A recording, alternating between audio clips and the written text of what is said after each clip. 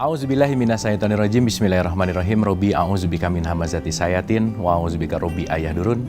Robbi shrahli sodri wa yassirli amri wahlul 'uqdatam min lisani yafqahu qauli. Assalamualaikum warahmatullahi wabarakatuh. Salam sejahtera untuk kita semua. Rahayu, namaste, om swastiastu, namo buddhaya. Salam kebajikan dan sehat untuk kita semua. Selamat datang di Tabula Rasa, tempat kita sama-sama belajar, membuka pikiran, membuka hati, menyelami kehidupan, belajar menikmati kehidupan, dan kita sama-sama murid yang selalu untuk membuka pikiran dan hati untuk mendapatkan pengetahuan. Seperti biasa kita akan sama-sama belajar, dan sebelum kita mulai, ada baiknya kita hening dulu sejenak untuk menghadirkan diri kita utuh di sini saat ini. Karena ketika kita hadir utuh di sini saat ini, kita akan benar-benar terbuka hatinya, pikirannya tidak terlalu sibuk, dan disitulah pintu hikmah akan dibukakan. Mari kita hening sejenak, hening dipersilahkan.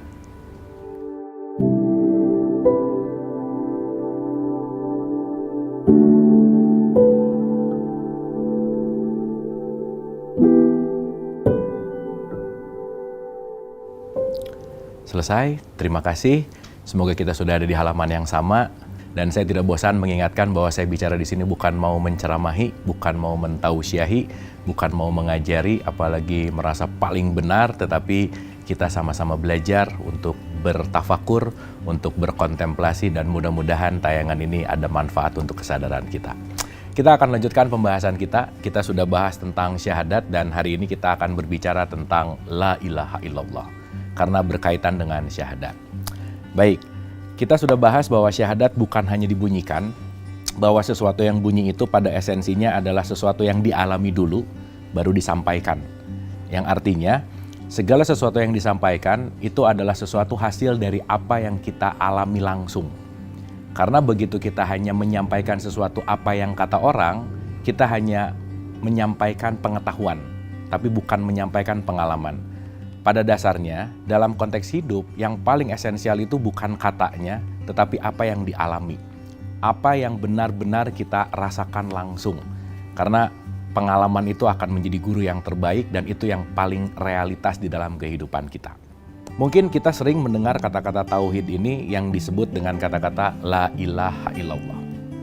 Lagi-lagi, ini bukan sesuatu yang hanya untuk diucapkan ulang-ulang. Bukan sesuatu yang hanya dibacakan ulang-ulang. Pun ketika ini dibacakan ulang-ulang itu bagus sekali. Tetapi kalau dibacakan tanpa sebuah kesadaran, yaitu kembali lagi itu hanya akan menjadi bunyi. Gitu ya. Dan kalau itu hanya menjadi bunyi, ya sayang, karena kenapa? Pada dasarnya dan pada esensinya, la ilaha illallah itu adalah spirit sebetulnya. Semangat sebetulnya. Dan ini akan menjadi kunci hidup sebetulnya. Begitu kita menguasai kuncinya, maka kita akan banyak bisa membuka pintu-pintu kesempatan dalam kehidupan, pintu-pintu keberkahan, dan tentu saja pintu-pintu hikmah di dalam kehidupan kita. Dalam konteks la ilaha, itu artinya kan sebetulnya tidak ada ilah. Gitu ya. Berarti di situ ada kata-kata ilah, dan di situ ada kata-kata juga Allah, gitu kira-kira. Berarti dalam konsep di sini yang harus kita sadari adalah tidak ada ilah selain Allah. Nah, kita akan jabarkan ini dalam kesadaran yang lebih dalam untuk kita aplikasikan dalam perspektif tertentu, dalam sudut pandang yang agak lebih dalam. Konteks ilah ini diartikan dengan kata-kata Tuhan. Tetapi yang harus kita sadari lagi, apa sih makna atau definisi dari Tuhan? Tuhan itu artinya adalah sesuatu yang mendominasi diri kita. Ya, makanya nanti tidak ada Tuhan, tidak ada yang mendominasi diri kita kecuali Allah. Sebagai contoh, kalau saat ini yang didominasi dalam pikiran kita adalah profit, uang, jabatan, kekayaan, materi, secara tidak langsung saya sedang menuhankan selain Allah. Karena boleh jadi saya menuhankan uang saya, menuhankan jabatan saya, dan seterusnya. Dan begitu kita mendominasi kepada sesuatu yang selain daripada Allah, di situ kita akan mengalami kesempitan dalam hidup, udah pasti. Kenapa? Karena begitu kita dalam tanda petik melekat selain kepada Allah, di situ akan membuat kita tidak bisa menjadi manusia yang bebas. Tidak bisa membuat kita menjadi manusia yang lepas. Tidak bisa membuat kita menjadi manusia yang bisa bersyukur dalam kehidupan. Nah, sebagai contoh, Tidak ada ilah, tidak ada Tuhan, tidak ada yang mendominasi. Oke ya, kalimatnya kita garis bawahi, yaitu mendominasi. Selain Allah itu sendiri. Nah, untuk memaknai Allah ini agak lebih dalam dan realitas dalam keseharian, mari kita sadari bahwa Allah itu dalam satu perspektif datang dari kata laha, yaitu artinya permulaan. Konteks di sini, ini juga bisa diartikan sebagai suatu yang namanya realitas. Yang dimana realitas itu apa yang terjadi pada diri kita. Realitas itu apa yang benar-benar terjadi saat ini. Inilah yang disebut dengan yang namanya realitas. Sang realitas itu adalah sang keberadaan seapa adanya yang terjadi dalam kehidupan kita. Maka sempat kita bahas bahwa ada ilusi, ada fitrah, ada sesuatu yang tidak atau keluar dari realitas.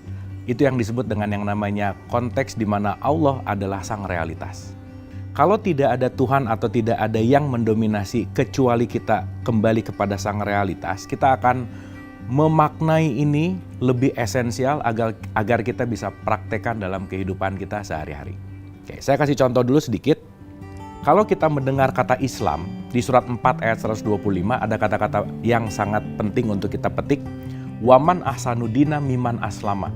Dan siapakah yang agamanya lebih baik, lebih ahsan daripada orang yang berserah kepada Allah.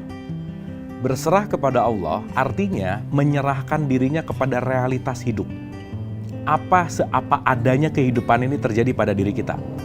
Karena jangan lupa, kita dipilih oleh Allah untuk memerankan peran yang sudah ditetapkan.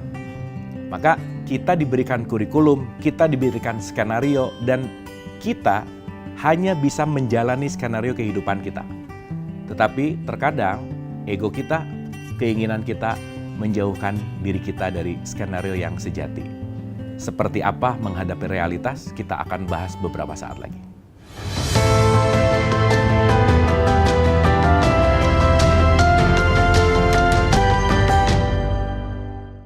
Masih bersama saya Bu Marlo, mari kita lanjutkan pembelajaran. Oke, berarti kita sudah mengenal dan menyadari ada yang mendominasi dan ada yang namanya realitas. Contoh, Islam menurut surat 4 ayat 125 tadi adalah bersimpuh kepada Allah, artinya tunduk kepada realitas. Ya, agar lebih mudah saya kasih contoh yang simple aja. Saya, si Abu misalkan, punya ekspektasi untuk melakukan bisnis. Ekspektasinya itu adalah mendapatkan hasil 100, katakanlah begitu.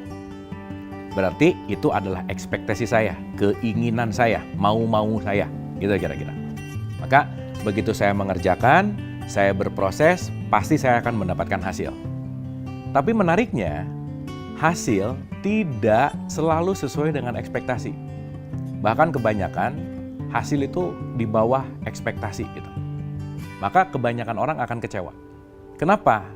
Karena jangan-jangan bukan masalah hasilnya, karena jangan-jangan emang ekspektasinya aja yang terlalu tinggi gitu. Maka ketika kita mematok ekspektasi yang tinggi, siap-siap kekecewaan akan datang kepada hidup itu lebih sering. Nah, saya kasih contoh nih. Ketika saya berusaha dengan ekspektasi saya yang 100, hasilnya ternyata secara realitas, itu hasilnya ternyata cuma 50. Jelas dong, ekspektasinya 100, tapi hasilnya adalah 50. Kira-kira apa yang akan saya rasakan ketika saya menuhankan ekspektasi saya? Ketika saya tetap menginginkan bahwa hasilnya tuh harus 100. Begitu ego saya menarik di keinginan saya untuk mendapatkan 100, saya akan mengatakan bahwa usaha ini adalah gagal. Usaha ini adalah tidak berhasil. Bahkan boleh jadi ini akan berburuk sangka kepada Allah bahwa Allah tidak mengabulkan doa saya atau tidak mendengar doa saya. Yang akhirnya saya akan hidup dengan penuh kekecewaan dan mungkin frustasi, dan bisa jadi saya akan stres, depresi, dan seterusnya gitu. Karena apa?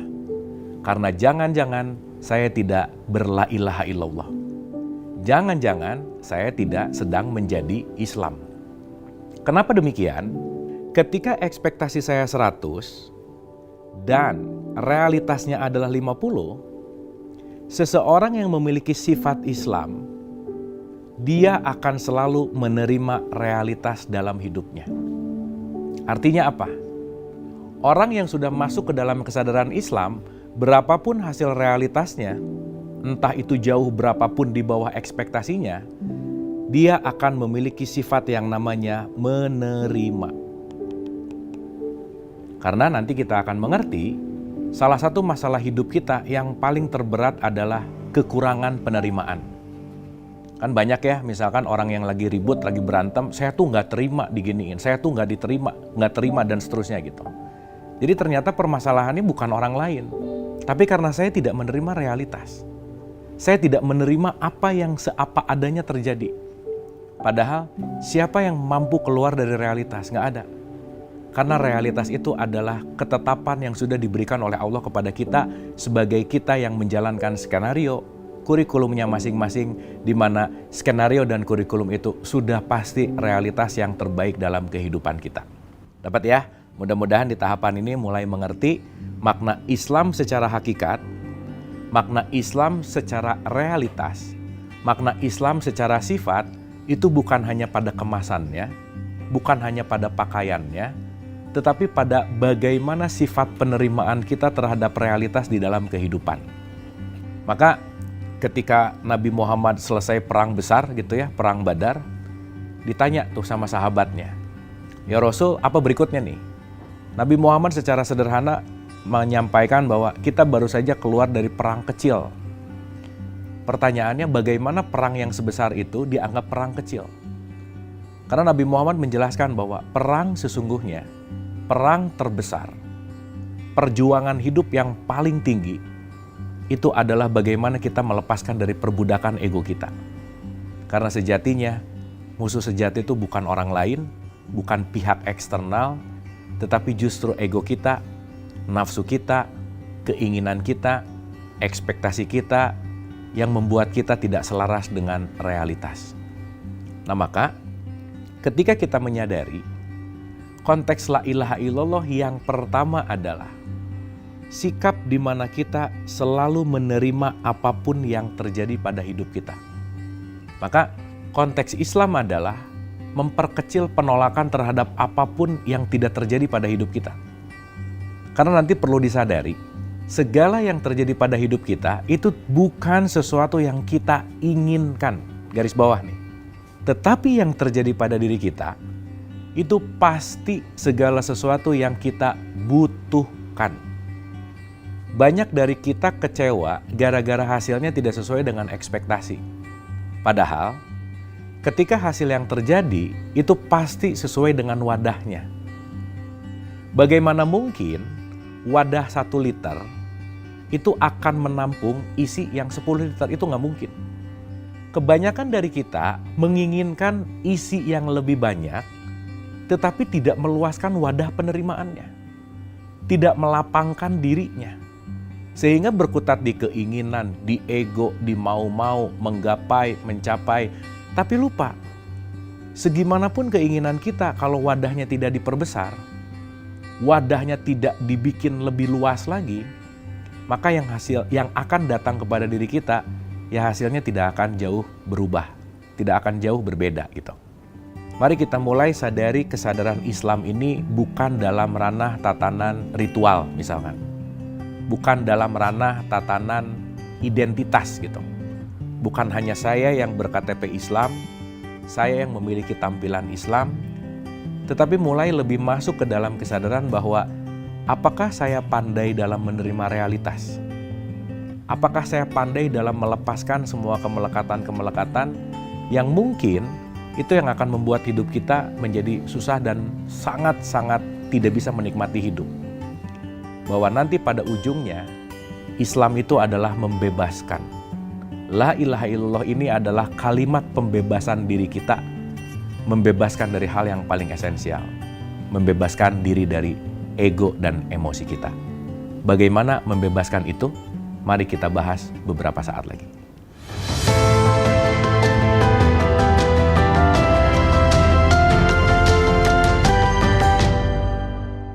Masih bersama saya Bu Marlo, mari kita lanjutkan pembelajaran. La ilaha illallah bukan ucapan, bukan kata-kata yang diulang-ulang, tetapi selalu belajar membebaskan diri dari belenggu diri. Nah, kita kembali, kita dalami lagi, kita selami lagi, kita resapi lagi, dan mudah-mudahan ini tidak hanya menjadi ilmu, pengetahuan, tapi mari kita aplikasikan ini dalam keseharian kita. Tidak ada Tuhan, tidak ada yang mendominasi kecuali realitas. Oke. Dominasi kita itu berasal dari faktor yang namanya belenggu ego atau belenggu jiwa. Di surat 12 ayat 53, Quran selalu mengatakan, ada kesadaran atau ada emosi atau ada amarah di dalam diri kita yang selalu menarik kita dari realitas. Pikiran kita itu selalu menolak realitas. Keinginan kita selalu tidak damai dengan realitas. Karena keinginan kita ingin yang lebih sesuai dengan ukuran yang menurut kita itu bagus. Tapi bukankah di Al-Baqarah di surat 216 selalu dikatakan bahwa boleh jadi itu baik menurutmu, tapi itu belum tentu baik menurut Allah. Pun sebaliknya. Artinya, la ilaha illallah itu mengupgrade kita, tidak menggunakan penilaian kecil kita untuk mendapatkan keberkahan besar dari Allah. Kadang mungkin kita merasa bahwa mendapatkannya kecil secara materi. Tapi boleh jadi memang kecil itu sesuai dengan wadahnya. Karena mungkin kitanya yang memang belum siap untuk mendapatkan hal yang besar, itu intinya. La ilaha illallah ini dengan konteks bahwa kita selalu mengkalibrasi diri dengan ego kita. Kita selalu mengkalibrasi diri dengan ekspektasi kita. Karena nanti kita mulai menyadari bahwa semua yang terjadi dalam hidup itu tergantung dari pemilihan kita.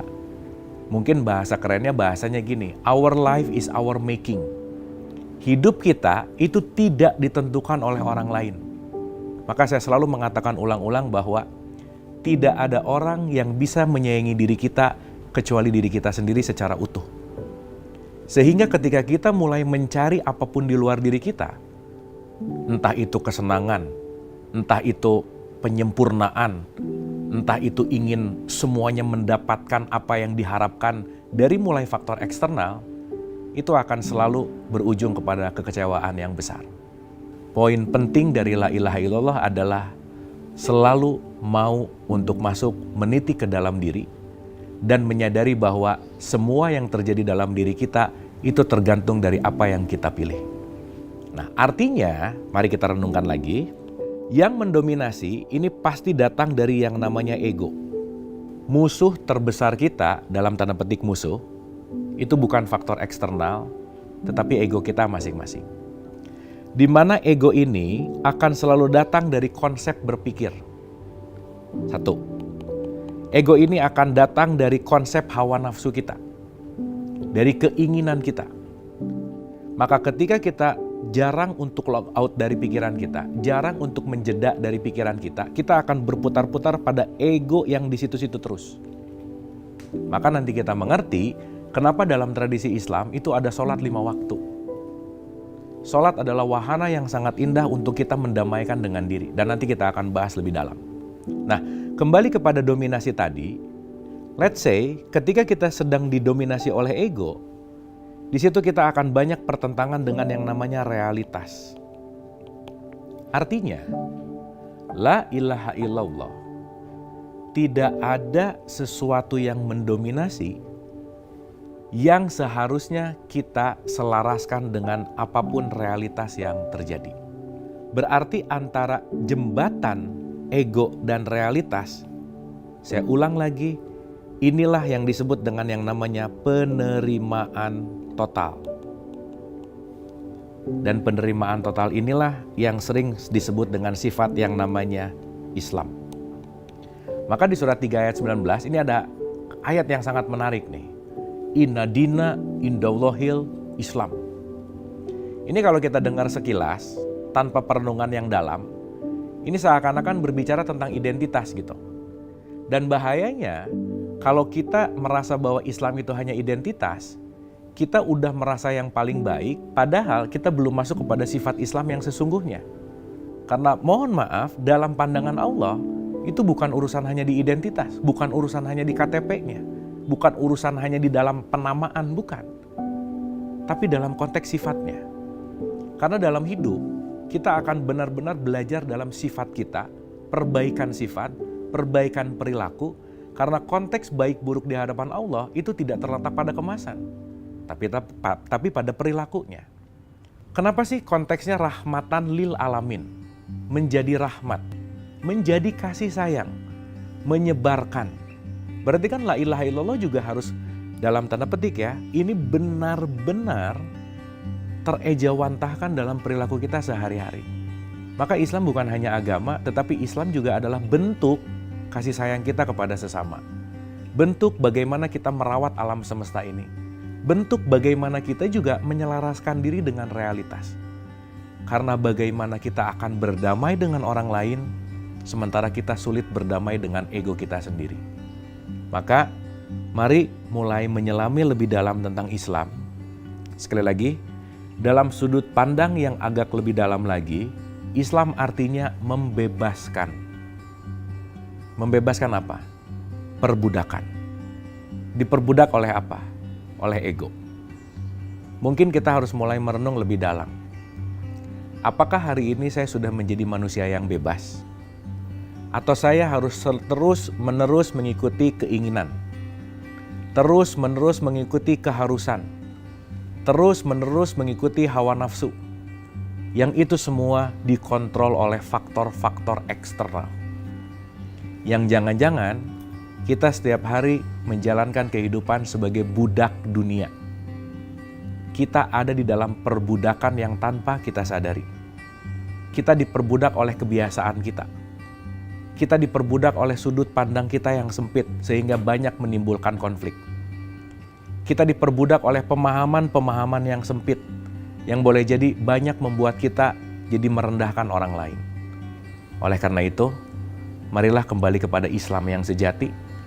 Marilah kembali kepada la ilaha illallah yang sejati untuk melepaskan diri kita dari perbudakan, untuk menuju kepada rahmat bagi semesta alam. Terima kasih, semoga bermanfaat. Wabillahi taufiq wal hidayah. Assalamualaikum warahmatullahi wabarakatuh.